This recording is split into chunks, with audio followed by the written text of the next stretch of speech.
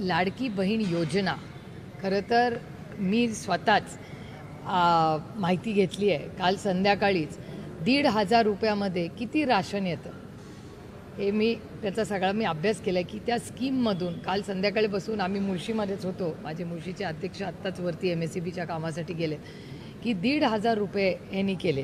त्याचं मी स्वागत करते. एखादी चांगली स्कीम सरकार आणत असेल तर ती चांगली गोष्ट आहे. पण 1,500 रुपयामध्ये एवढी आज महागाई आहे. 1,500 रुपयामध्ये आमच्या या महिला भगिनींना खरंच किती रिलीफ मिळणार आहे ह्याचाही विचार केला पाहिजे. इन्फ्लेशन, महागाई, बेरोजगारी आणि भ्रष्टाचार. महागाई आणि बेरोजगारी म्हणजे या महिलांना 1,500 रुपये तुम्ही देताय त्याचं स्वागत आहे. पण 1,500 रुपयामध्ये कधी तुम्ही विचार केला आहे का डाळ किती रुपयाला आहे, आटा किती रुपयाला आहे?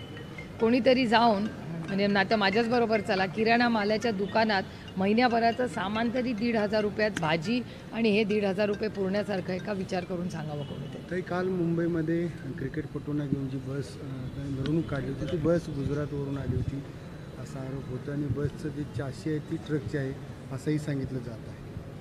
मला खरं तर ह्याची माहिती नाही आणि राज्यासमोर आज भ्रष्टाचार, बेरोजगारी आणि महागाई सारखे खूप मोठी आव्हानं आहेत. मला विचार मुंबईमध्ये अनेक बस आहेत मुंबईची जी बेस्ट आहेत त्या सगळ्या बस टाळून गुजरातवरूनच बस का? मला असं वाटतं विधान भवन चाललं आहे. तुम्ही हा प्रश्न महाराष्ट्राच्या माननीय मुख्यमंत्री आणि उपमुख्यमंत्र्यांना विचारावं. ह्याचं उत्तर त्यांना जास्त सांगता येईल. ते काय लाडली बहीण काढलं तरी काही आमच्या बहिणी त्यांना अशा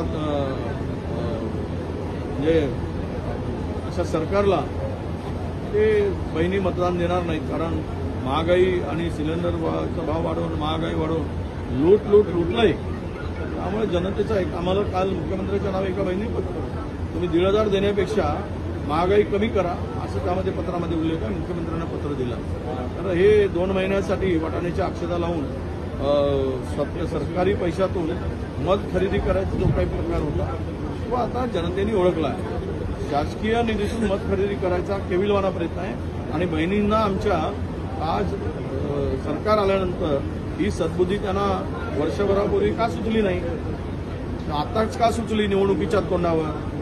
तर गेलेली पद काहीतरी सांभाळावी. कारण सपाटून मार खाल्लाय विधानसभेमध्ये.